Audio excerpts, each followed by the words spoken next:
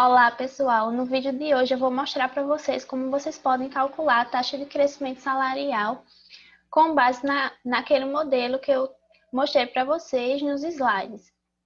Esse daqui. Então, eu já tenho meu banco de dados, já filtrei o meu banco de dados, que eu chamei de PNAD 2015, e agora eu vou chamar ele de dados para facilitar os cálculos. Então, primeiro, a gente precisa calcular a média salarial em cada idade. E para isso eu utilizei uma função que para cada idade ele calcula a média salarial. Então, primeiro eu peço para criar um vetor com os valores únicos das idades.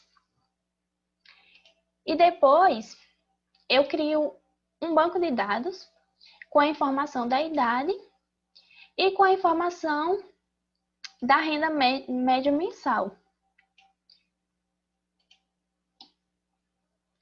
Depois, eu peço para ele calcular a média salarial correspondente a cada idade K, que eu chamei de K. Tá? E depois eu peço para ele armazenar essa informação da renda média mensal no vetor que eu criei aqui, que inicialmente eu coloquei NA nos valores dele, mas aqui eu substituo NA pelos valores da média salarial. E depois disso tudo, eu peço para ele armazenar essas informações numa tabela chamada média idades. Então, ele vai me dar a idade, cada idade e a média salarial correspondente a cada idade.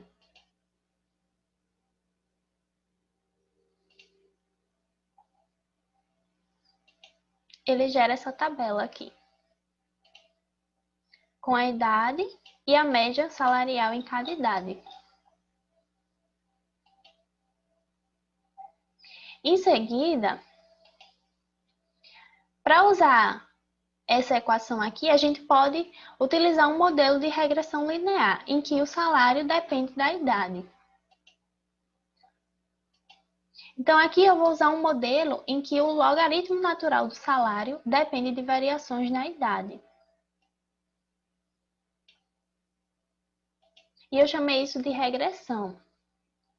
Então, como eu usei os salários em logaritmo natural e eu preciso do salário em nível e não em logaritmo, eu aplico a exponencial, que é o inverso do logaritmo, nos resultados de regressão. E eu chamei isso de salário estimado.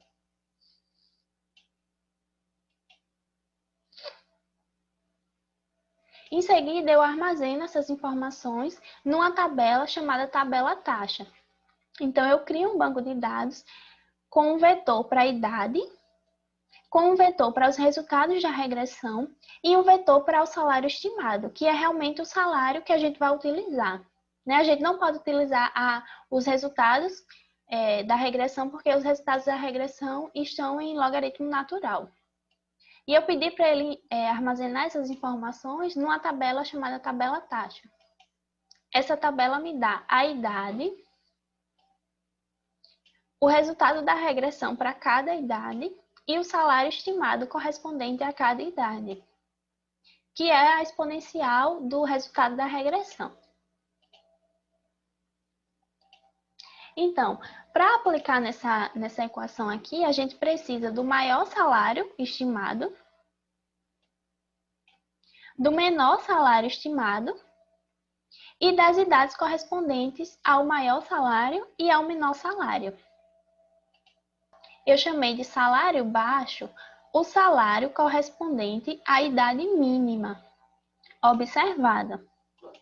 E eu chamei de salário alto o salário correspondente à idade máxima observada. Chamei de idade superior a idade máxima observada. E chamei de idade inferior a idade mínima observada.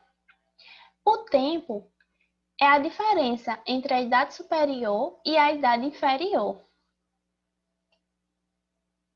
como a gente viu na equação,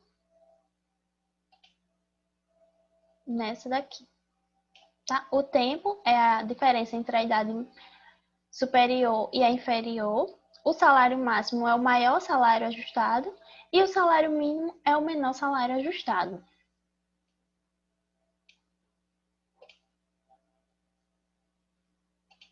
E por fim, eu calculo a taxa com base nessa equação aqui.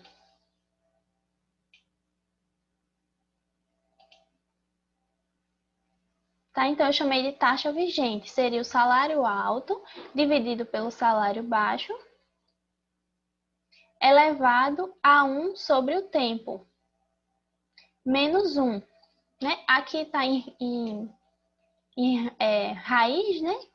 Mas se a gente colocar em potência, vai ficar 1 sobre o tempo, né? Elevado a 1 sobre o tempo. E no final, subtrai uma unidade.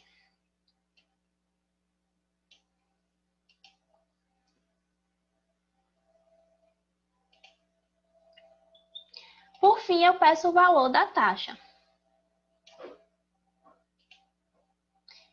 que foi de 0,04, né? Em valores percentuais, 4,07% aproximadamente. Bom, então é isso.